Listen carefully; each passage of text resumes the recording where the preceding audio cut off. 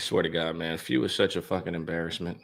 Yeah. I can't believe some of the shit we had to deal with this fucking guy. Yep. I swear to you, it's just it's just annoying. I ain't gonna lie to you. Oh no, it was frustrating. It really is. Some other shit.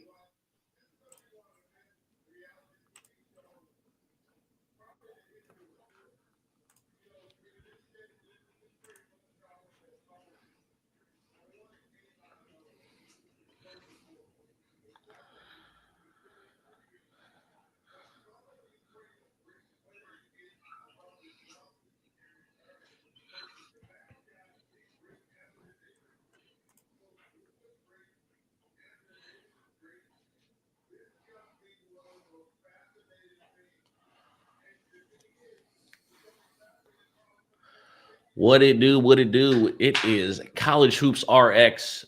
We are back. It is Monday, February 3rd.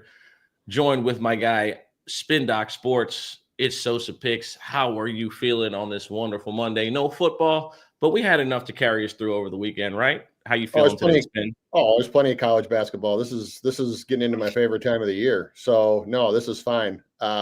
Actually, kind of, I don't want to say like glad that there was no NFL, but as conference games get in, like I am kind of glad just because I can put more focus on CBB. So we're fully into the conference season now, and I know we're going to be talking. I know we're going to be talking about the weekend here in just a moment, but yeah, all good stuff. Yeah, I mean some weird outcomes, but still very interesting weekend.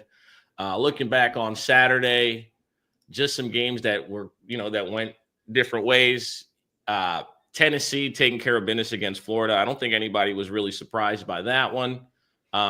Getting revenge after losing by 30 when they went to the Swamp. No surprise there. St. John's ended up being in a dogfight with Providence. Providence is a much better team than I think we're giving them credit for. Wouldn't you agree?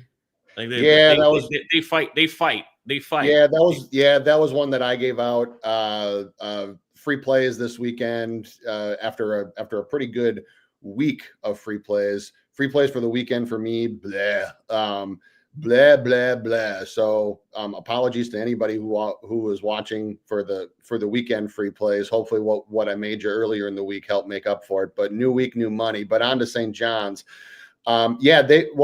St. John's was actually up by 18 with about 7 minutes left, and then just completely pissed it away. They started off slow. They turned it into about a 4-point halftime lead, just ran it up at the beginning of the second half. And like I said, 18-point lead, and they almost lost the game. Providence had tied it at one point. And what really happened is St. John's played like they thought they had the game won. And like you said, Providence kept grinding. Providence kept fighting. So I could tell on the sidelines, and I could tell by his post-game comments that Mr. Pitino was not very happy as a coach. Even if you win the game, you probably can't be very happy after you blow an 18-point lead. So, but the thing I noticed about St. John's in that game, that while Providence was just grinding and scratching, is that St. John's just got way too comfortable. They lost their killer instinct. They stopped trying to trap and lunge out in passing lanes. That this is the one thing to keep in mind too, is that college basketball games are long games. They're long. 40 minutes is a long time. And even a 20-point lead in the second half is not necessarily safe. Normally that size of lead, when you get down to like the 4 or 5 minute mark, you can probably be a little bit comfortable, but with 8 to 10 minutes left, it's not safe. And St. John's played like it was. And it almost cost them a dub. You can't just get comfortable. And that's what happens, right? It's like you get up, and I don't want to say you're playing not to lose, but that's what it feels like. It feels like some of these teams, what happens is they're just they're trying to get out the gym. They're trying to get out the gym with a win. They've been winning the whole game, and now it's let's just go home. Eh. And they We've cut played it out. hard. We've played hard enough to win right now, so we're good. And that's not the way it works in this game. But just college basketball games are very, very long. It's the same thing where, if a team gets down, like by 15 to 20 in the first half, and sometimes I see this on X or even in VIP, it's like, it's over. Like, no, it's not. No, it ain't over. I promise you. Like, this is a long game. There are so many possessions in a college basketball game, so it's never really quote unquote over. The one that I wanted to talk about as well is, I said it when I gave them out. I've given them out a few times, both free and VIP. Is just, please do yourself a favor. Don't stop fading Texas Tech. I don't care who they're playing against. Stop fading this Red Raiders team. This team is absolutely for real. They are legit. Yes, sir. Bold prediction for me is that if this team keeps playing the way that it's playing, is that this is a Final Four team. I'll stand on it right now. This is at least Elite Eight. This is an Elite Eight or a Final Four team. I'm going to see how they play closer to the Big 12 tournament because college basketball seasons are pretty long and things can change. But this team has everything that you'd want. They have enough shooters. They have enough guys who can put the ball in the basket with Toppin and McMillan and Darian Williams. They have a phenomenal lockdown defense. They have a nice mixture of size, ability to force turnovers. Just please, you don't have to back them when they play, but just especially against ranked opponents, because they've had game after game after game where they statistically, metrically, bet-wise would have been a dog, but they just find ways to win. This team is absolutely legit, and I will stand on it right now, is that if they're playing this way come tournament time, I will have them in at least multiple brackets to make the Final Four. They have everything you would want in a Final Four team. Absolutely. I have to start by saying, for me, biggest winner of the weekend has got to be Baylor. They outscored Kansas by 30 points in the second half with their best player going down. VJ Edgecombe got hurt, and shout out to Rob Wright III. I've been talking him up. Freshman from Delaware, played on in the high school circuit and the AAU circuit with Cooper Flagg last year. He is the goods, bro. He is the absolute goods. Floor general point guard, runs the show like it's nobody's business. So good, so pure on the pick and roll, knows how to manipulate defenders. Shout out to the Baylor Bears getting it done again without their best player. That's extremely impressive. UConn going on the road to Marquette and winning. That was a surprise to me. Very, very, very, very shocking to me to see Marquette go out like that, especially being the home team.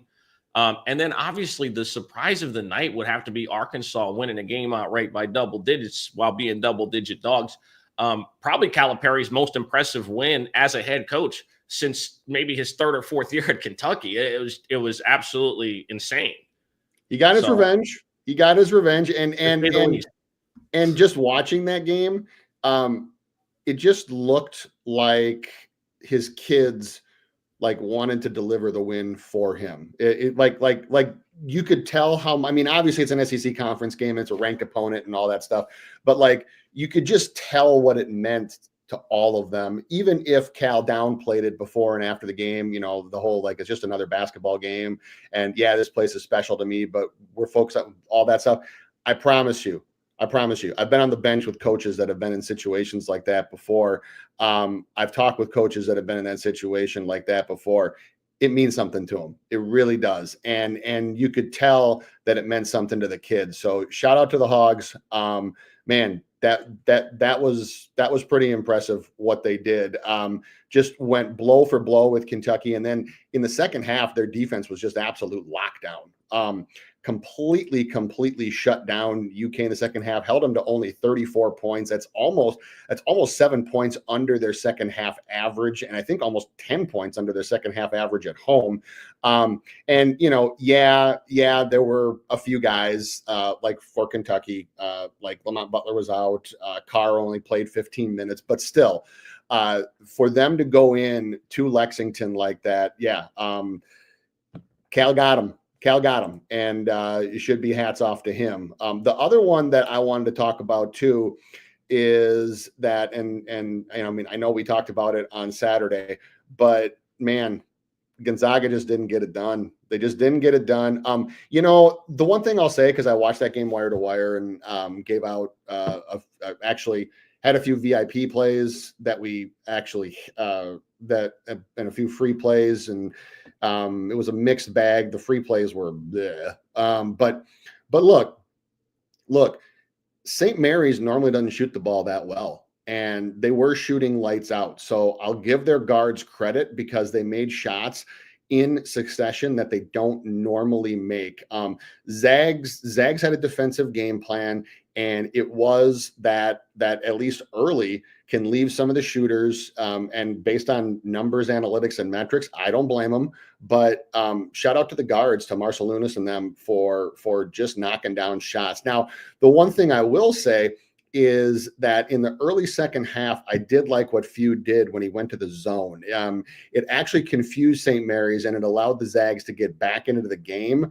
But the problem comes is that when you expend that much, when you get down like that against a team like St. Mary's that has that good a defense and plays physical and makes you expend energy, when you expend that much energy to get back into the game, then it ends up potentially costing you in the end, because it's kind of like these teams, it's kind of like Providence, honestly, because they scratched and clawed, but they were still down 18.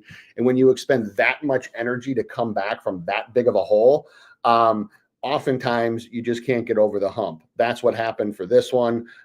St. Mary's pulls off the win. And, my thought on St. Mary's just kind of heading in, I mean, they're probably, with the exception of Gonzaga, they're probably going to run the table the rest of the West Coast Conference. It's going to be Zags and St. Mary's in the conference final like it always is. And both of these teams are probably at least going to be tournament teams. Now, the problem that I have with St. Mary's heading into an NCAA tournament is, their guards were hitting from deep last night or on Saturday, but is that something that they're going to be able to do over and over and over again to a power conference team, which is what they'll probably face based on what their seeding would be? They'll probably get like one of the mid-tier SEC, ACC teams. Are they going to be able to? I'm not convinced. You're on mute. They better worry about winning that fucking conference tournament. This is the worst showing of any Gonzaga team in the last decade. Okay, they're letting the conference compete. They're not handling business, and they're doing it all while being the most talented team in the conference. I am so disappointed in what I'm seeing from Mark Few's kids, bro. I've not seen it. I've not seen anything like this in regards to him. It almost kind of makes you feel like, man, like they were better off as the underdog. They were better off without all these shiny players, these shiny pieces. That's all I can think of now when I watch Gonzaga basketball. They're much better as the hunter as opposed to the hunted. They're just and it's crazy to think, hey man, some teams need that storyline. They need that we're the underdog, we're the guys who are slept on energy. And if it doesn't work, that's what I'm seeing right now. I just feel like the program has become privileged. They don't have to get it out the mud anymore. That's what I see now from this program, and to me, it's a bit alarming. And right now, by most projections, I usually use Lenardi or Jerry Palm. Most of them have Zags and St. Mary's as one obviously as the AQ and one as an at-large. Have them both anywhere between an 8 to a 10 seed. That's probably where both of them belong. But for both teams, where they might run into trouble is if they get one of those mid-tier power conference teams that is just that probably would be right up there with them if they played in the West Coast in the WCC. So like right now, Gonzaga projects to play Vanderbilt. That's certainly not a guarantee for the Zags. St. Mary's projects to play Creighton. Same thing. Both of the, I mean, the West Coast Conference could go 0-2 right off the bat. And actually, if Gonzaga loses one more that's not to St. Mary's the rest of the year and gets a at-large bid, I can see them playing in the first four as an 11 seed. And I can see them being one of the last four in very, very, very easily, and possibly even playing a team like an Ohio State. They could play a team like BYU. They could play a team like Pitt, somewhere in that range. Teams that are in that range, and they might go out. They might go out right away. They'll get the mid-major winner of like the MAC. They'll play Akron, the Zips, or some shit like that. Yeah. But so no. Any other thoughts on this weekend? Or I mean, I think we kind of covered most of the big ones. Yeah, nothing really. I went 1-2 on my 3 plays. Tough couple of. I mean, obviously had Gonzaga. Tough situation in the under for the Arizona State game. When Arizona doesn't miss a free throw and the teams combined and one 20% of the scoring comes from the foul line, the over's dead. There's nothing you can do. The refs were just calling everything. I'm not going to blame. I take my L's gracefully. You watch that game in the first half. There was 61 total points scored in the first half, and 21 free throws were shot, and Arizona didn't miss a single one. There's no escape in that one. Perfect call with USC against Michigan State. Michigan State obviously went on the road. We told you, it'd be a close game, but I thought USC was going to win, and they covered. So they covered and won the game outright. And then obviously Gonzaga. But new week, new money. Let's get into today's slate. Obviously, it's a short one. Got a couple of games on deck. First game we're going to get into is Northern Arizona traveling to Weber State. As I look at this matchup head-to-head, it's a very interesting situation because Northern Arizona beat them for the first time in 10 matchups. Weber State had beaten them 9 straight times. You got Weber State laying 1.5 at the crib with an over-under of 142.5. Obviously, in these obscure leagues, this is your forte. So, Spin, tell us what we're betting on and why we're betting on it tonight. All right. Well, not only did Northern Arizona beat them for the first time in 10 games, lifetime against Weber, and some of these games don't mean anything tonight because they go way back as our conference rivals, but Northern Arizona is 4-27 overall against Weber. And it's pretty easy to count the number of times that they've won in Ogden, where the game is tonight, because it's that many. None. Never, ever won there. This is now what's playing a big role here for me is this is the 4th straight road game for Northern Arizona, and it's the 3rd straight home game for Weber. So you have a Northern Arizona team that has been traveling. Now, granted, it's local because it's Big Sky. It's in the mountain range, but it's still your 4th straight road game versus the 3rd straight home game. You mentioned that Northern Arizona won the first game at home on January 4th. They won by 3, but Weber actually led with under 2 minutes left, and it was a 1-possession game pretty much throughout. The problem that I have here tonight for Northern Arizona is that one was at home, where they shoot 53.6% effective field goal percentage. You can see here that overall they're not the best shooters, 49.6. So if their whole average is 49.6, they shoot 53 at home. You can probably guess what they shoot on the road. 47.7%, which would be almost sub 340 in college basketball. So they've had some really, really ugly shooting performances on the road. Even though during this little road trip for them, they have done okay from a wins and losses perspective. They're 2-1, but they have not really put up a lot of actually they only put up 70 against Eastern Washington. They only put up 69 against Northern Colorado. They put up 80 against Idaho. Idaho's defense is really, really poor. So it's kind of a mixed bag of results, but 47.7% on the road. They also have difficulty shooting the three on the road, shooting 29.7%. Anytime you're under 30%, that is considered poor. So sub 200 overall, but sub 300 on the road. But the big thing for me for this one is Northern Arizona is allowing opponents to shoot over 20 free throws per game. And that's the best option here for Weber on offense. As you can see, their shooting metrics, sub 200, a little bit better at home where they're in the 150s to 160s, somewhere in that range. So right around middle of the pack. But 82nd in free throws attempted over field goals attempted. So 36.6%, which is really good. And the better part here is they're attempting 25.7 free throws over their last 3 games and have 3 rotation players who shoot 75% or better. Actually, the 3 that you want at the line that shoot 75% or better. So I look at this Northern Arizona team, and I've talked about this since we started doing this broadcast, is look for teams that are home dogs the second time around. And especially when the first game is close. We have that. All 3 of those boxes are checked. We also have a Northern Arizona team who has never won a game in Ogden and who I mentioned it has just absolutely terrible history against Weber and who is finishing up a long road trip.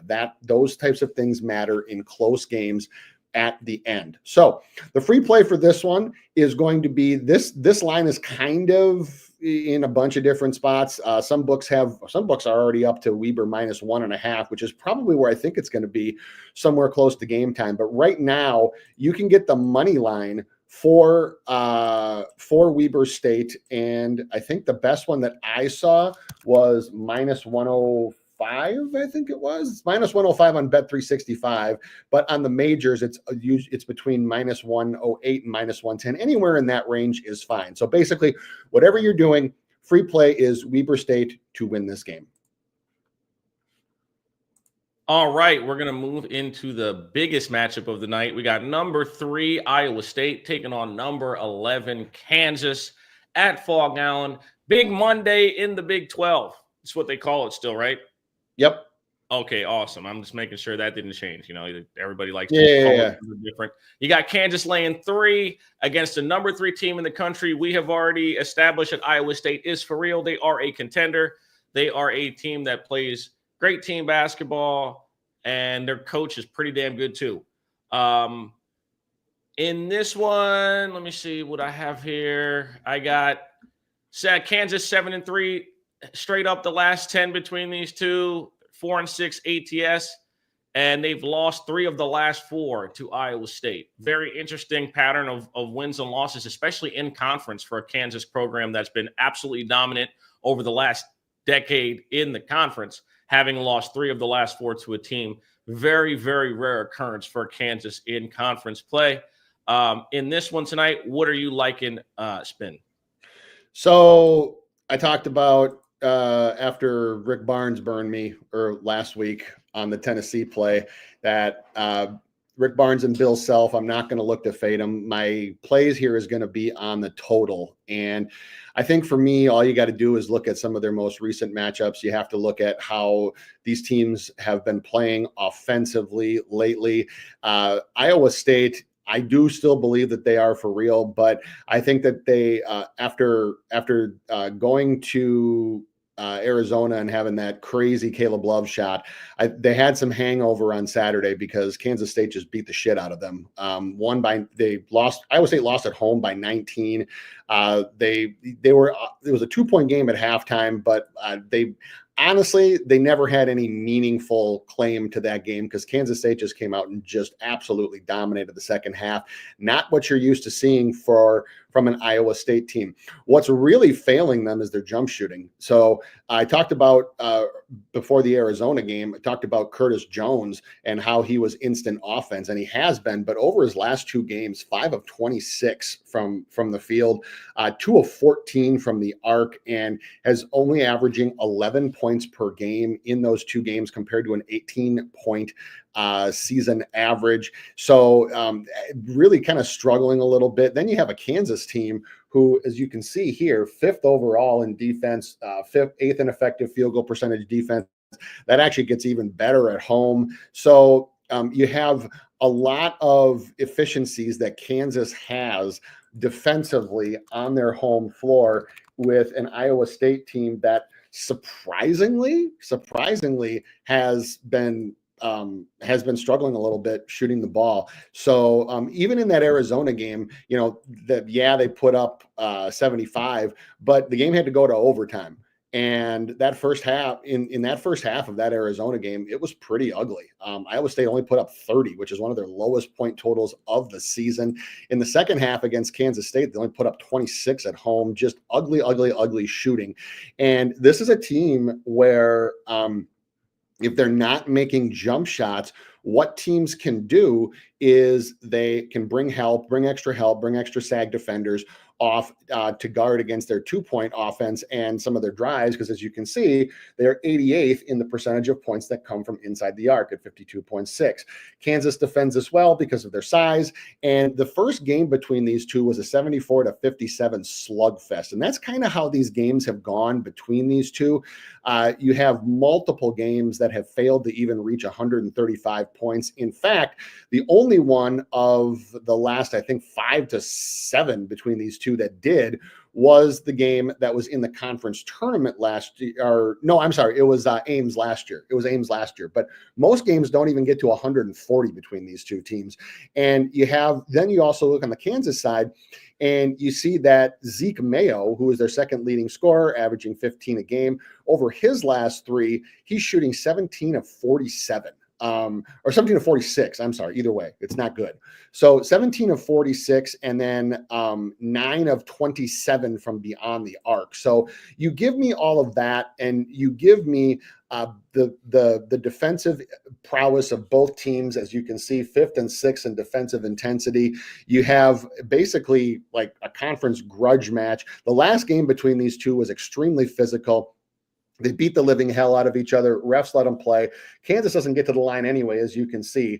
Definitely a jump shooting team. So you add all that into account, and for me, the under just makes way too much sense. So free play for this one will be on the under, because that's how these teams usually play, and that's how they're playing offense now.